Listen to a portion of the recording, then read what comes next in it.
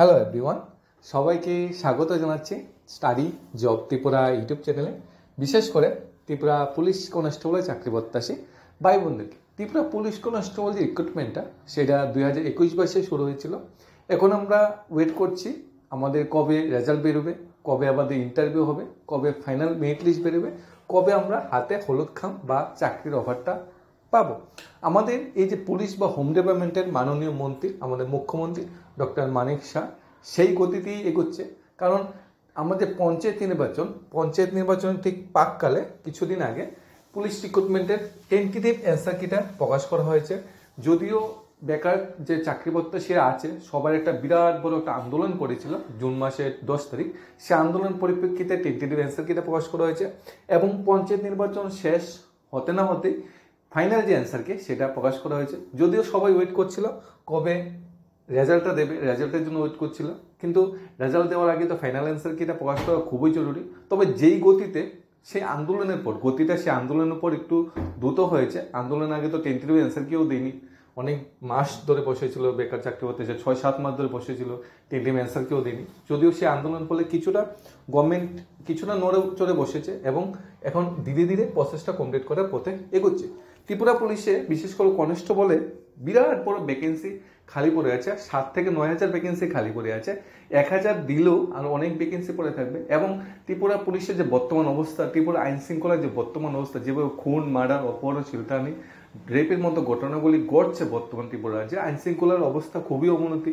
সেই আইন শৃঙ্খলাটাকে সামনের সারিতে একদম রাষ্ট্রপতি পুরস্কারপ্রাপ্ত যে ত্রিপুরা পুলিশ, সেই যে সম্মানটা, সেই সম্মানটা ধরে রাখার জন্য গ্রাউন্ড লেভেলে ত্রিপুরা পুলিশ কনস্টেবল বা স্পেশাল এক্সিকিউটিভ মানে গ্রাউন্ড লেভেলের স্টাফের দরকার। অফিসার লেভেলে মোটামুটি স্টাফ আসে পরিচালনা করার জন্য, গ্রাউন্ড লেভেলের স্টাফের শর্টেজ, সেই শর্টেজটা দূর করার জন্য ত্রিপুরা পুলিশ কনস্টেবল রিক্রুটমেন্টটা কমপ্লিট করা খুবই জরুরি। যে নোটিফিকেশনটা এসেছে, নোটিফিকেশনে বলা হয়েছে notice relating to uploading final answer key to question written examination held in 28/1/2024 in connection with recruitment for the post of constable man women in Tripura police. 1000 police constable রিক্রুটমেন্টের জন্য আমাদের এক্সামটা হয়েছিল। সেই এক্সামের যে ফাইনাল অ্যান্সার কিটা সেটা প্রকাশ করা হয়েছে। আমরা টেন্টেটিভ অ্যান্সার কির পরে অনেক ধরনের কমপ্লেন ছিল, অনেকগুলো কারেকশন হয়েছে। কারেকশন হওয়ার পর ফাইনাল অ্যান্সার কি বেরিয়েছে। এখন তোমরা কোন বুকলেট সিরিজে দিয়েছো সেই বুকলেট সিরিজটা হাতে নেবে, তোমরা কোন প্রশ্নের কোন উত্তরটা দিয়েছো সেটা তোমার জানা আছে। এরপর এখানে যে তোমাদের মাল্টিপল চয়েস অ্যান্সারগুলো আছে সেগুলি মিলে নেবে। যেমন বুকলেট সিরিজে বুকলেট সিরিজ প্রথম এ দেওয়া আছে, 1 নম্বর প্রশ্নের সঠিক উত্তর হলো সি, 2 নম্বর হলো B, 3 number B, 4 number B, 5 number B, 6 number B, 7 number A, 8 number star marks, মানে এটাকে তোমাকে কোশ্চেনটা এখনো কনফিউশন আছে, এটাতে কিন্তু তোমাকে গ্রেস মার্ক দেওয়া হবে। 15 নম্বর যে স্টার মার্ক এটাতে কিন্তু তোমার মার্কস দেওয়া হবে, মানে এরপরে তোমার অ্যাকচুয়ালি স্টার মার্কস সেটাতে কিন্তু তোমার মার্কস দেওয়া। 3টা কোশ্চেন আছে, সবগুলি বুকলেটেই পাবে 3টা কোশ্চেন।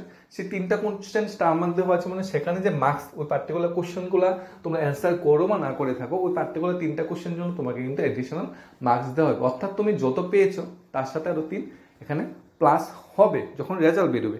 3টা কোশ্চেন, কোন 3টা কোশ্চেন মিলিয়ে নেবে। এই বুকলেট সিরিজের হলো এ নাম্বার সিরিজে হলো 8, 15 এবং 41 স্টার মার্ক দেওয়া আছে। বুকলেট যে সিরিজ বির হলো 1 নম্বর, 7 নম্বর এবং 45 নম্বর স্টার মার্ক দেওয়া আছে। বুকলেট সিরিজ হলো সি, সেখানে 11, 14 এবং 45টা স্টার মার্ক দেওয়া আছে। বুকলেট সিরিজের ডি, সেখানে 3, 4 এবং 43টা স্টার মার্ক দেওয়া আছে।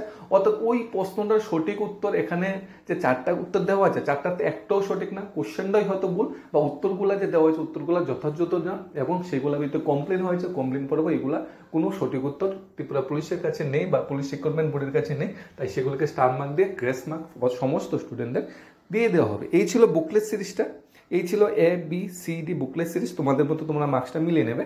এখন এই যে আন্দোলন বা প্রটেস্টটা করা হয়েছিল তার পুনরাবৃত্তি কি করা এখন জরুরি কিনা, যেহেতু ফাইনাল অ্যান্সার কি দিয়েছে, আমরা অ্যাটলিস্ট 10-15 দিন আমরা ওয়েট করতে পারি। 10-15 দিন ওয়েট করার পরে আমরা নেক্সট স্টেপ যেতে পারি যে আমাদের আরেকটা মানে আন্দোলন বা আরেকটা প্রটেস্ট জরুরি কিনা।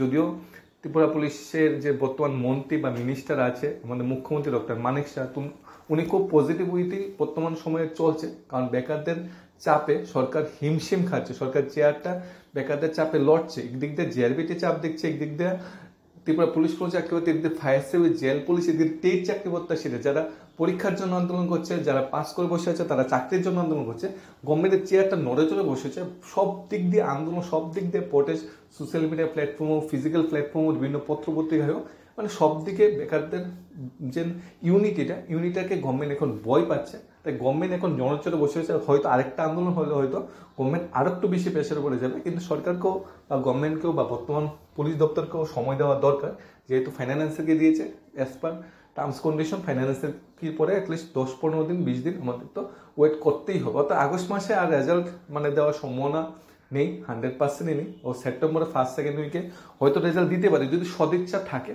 আর সবচেয়ে বড় সদিচ্ছা হলো সদিচ্ছা যদি গভর্নমেন্ট পজিটিভ ওয়েতে যদি সদিচ্ছাটা দেখায়, যদি বেকারদের স্বার্থে সে সদিচ্ছাটা দেখায়, তাহলে আগস্ট মাসে রেজাল্ট দিয়ে সেপ্টেম্বরের ইন্টারভিউ নিয়ে অক্টোবরের পুজোর আগে অফারও দিয়ে দিতে পারে বা হলুদ খামও হাতে তুলে দিতে পারে। যদিও আমরা এরকম হওয়ার সম্ভাবনা খুবই কম, এটা আমরা বেশি আশা করে ফেলবো, কারণ গত 3-4 বছর যে প্রসেসটা কমপ্লিট হচ্ছে না সেটা 2 মাসে কমপ্লিট হয়ে যাবে, সেটা একটু বেশি আশা করে ফেলছি। তবে 2024-এ ত্রিপুরা পুলিশ কনস্টেবল মানে একদম টিকতে হলো সত্য কথা, পুরো প্রসেসটা গভর্নমেন্ট কোনোদিনই কমপ্লিট করবে না, এটা একটা ঝুলে থাকবে। কারণ আমাদের হাতে আগস্ট মাস তো এইভাবেই চলে যাচ্ছে, সেপ্টেম্বর অক্টোবর 2 মাস আছে, নভেম্বর ডিসেম্বর যে আমাদের এডিসি নির্বাচন, সেই এডিসি নির্বাচনে চলে যাবে। সেই এডিসি নির্বাচনের জন্য কিন্তু মাঝখানে আবার প্রসেসটা একটু থমকে পড়ে যাবে। তাহলে রেজাল্ট যদি আমরা ধরে নিচ্ছি সেপ্টেম্বরে দিই, সেপ্টেম্বরে রেজাল্ট দেওয়ার সাথে সাথে তো সেপ্টেম্বরে ইন্টারভিউ হবে না, ইন্টারভিউ হতে হতে অক্টোবরে যদি অক্টোবরে ইন্টারভিউ হয়ও, পুজোর মাস ধরে নেই হয়ও, কিন্তু ইন্টারভিউ রেজাল্ট তো সেপ্টেম্বর অক্টোবরের পরে নভেম্বর ডিসেম্বরে তো মানে কম সময় দেওয়া সম্ভব না। আমরা দেখেছি অন্যান্য দপ্তরও, জিআরবিতেও দেখেছি ইন্টারভিউ হয়ে বসে আছে 6-7 মাস 8 মাস হয়ে গেছে, ইন্টারভিউতে বসে আছে, চাকরি নেই। এমন জিআরবির গ্রুপসের ক্ষেত্রেও দেখেছি, এবার টেটও দেখছি পাস করে বসে আছে। মানে অতীতগুলি গাঁটলে দেখা যায়, মানে অতীতগুলি গাঁটলে বর্তমান বেকারের প্রতিশ্রুতির সাথে বাস্তবায়নে যদি আমরা মিল খুঁজতে চাই, সেইগুলো যদি আমরা পর্যালোচনা করি, একটু স্টাডি করি, তাহলে আমরা যেটা মানে রেজাল্ট যেটা পাই বা মানে সমাধান যেটা পাই, এবছর কমপ্লিট করাটা সম্ভব নয় পুরো প্রসেসটা। তবে হয়তো আর কিছু প্রটেস্ট, আর কিছু আন্দোলন, আর কিছু সোশ্যাল মিডিয়া প্রটেস্ট করলে হয়তো প্রসেসটা একটু মানে তাড়াতাড়ি শেষ হবে, গভর্নমেন্ট আরেকটু চাপে পড়বে। কারণ গভর্নমেন্ট যখন চাপে পড়বে মানে তখনই বেকারদের সাথে কোনো সঠিক পদক্ষেপ বা সঠিক সিদ্ধান্ত হবে।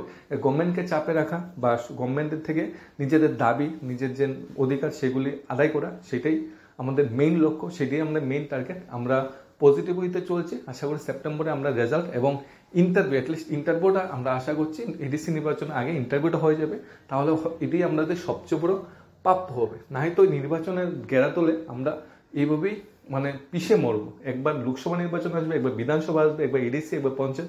মানে নির্বাচন মানেই কিছু অংশের জন্য উৎসব হয়ে দাঁড়াবে, নির্বাচন মানেই কিছু অংশের জন্য দুঃখের অবকাশ হয়ে দাঁড়াবে বা দুঃখের পাহাড় হয়ে দাঁড়াবে।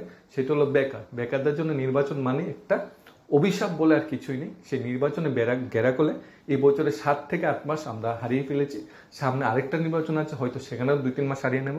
তাই আমাদের তরফ থেকে গভর্নমেন্টকে মানে রিকোয়েস্ট থাকবে, অনুরোধ থাকবে, বেকারদের স্বার্থে চিন্তা করে, বেকারদের বুটে আমরা চেয়ারে বসেছি, তাই বেকারদের কথা আমাদের প্রথম সারিতে চিন্তা করা দরকার। রেগা, বাতা, অন্যান্য রাস্তাঘাট যা কিছু আছে তা 1 মাস 2 মাস যদি একটু ডিলেও হয় চলে যাবে, কিন্তু বেকারদের যে সময়টা, সেই সময়টা কিন্তু আর ফিরে পাবে না। তাই বেকারদের স্বার্থে সর্বোপরি সবচেয়ে আগে গভর্নমেন্টের সঠিক পদক্ষেপ, সঠিক সিদ্ধান্ত নেওয়া দরকার, যাতে বেকাররা মানে বেঁচে যায়, তারাও যাতে চাকরির যে দরজাটা, তাদের জন্য চাকরির দরজাটা খুলে যায়, সেই আশাতে আমরা আছি। আমাদের মুখ্যমন্ত্রীও সেই ভাবমূর্তি দিয়ে চলছে, মুখ্যমন্ত্রী আমাদের প্রতিশ্রুতি দিয়েছিল নির্বাচন পর 10,000 চাকরি দেওয়া হবে। আশা করি এইভাবেই মুখ্যমন্ত্রী প্রতিশ্রুতিগুলি বাস্তবায়ন করার চেষ্টা করবে, এবং মুখ্যমন্ত্রী প্রতিশ্রুতি বাস্তবায়ন হবে মানে মুখ্যমন্ত্রীর যে ছবিটা আমাদের হৃদয়ে স্থান পাবে। আমরা ওনাকে সম্মানটা আমাদের হৃদয়ে, আমাদের মনে ওনার সম্মানটা আরও বেড়ে যাবে। তাই আমরা মানে পজিটিভ ওয়েতে আমরা আশা করছি আগামী 15-20 দিনের ভিত্তিতে হয়তো রেজাল্ট দিয়ে দেবে, আর না হয় আমাদের প্রোটেস্ট বা আমাদের আন্দোলন বা আমাদের যে একতা, সেটা তো চলবেই। ধন্যবাদ সবাইকে। Study job Tripura YouTube channel.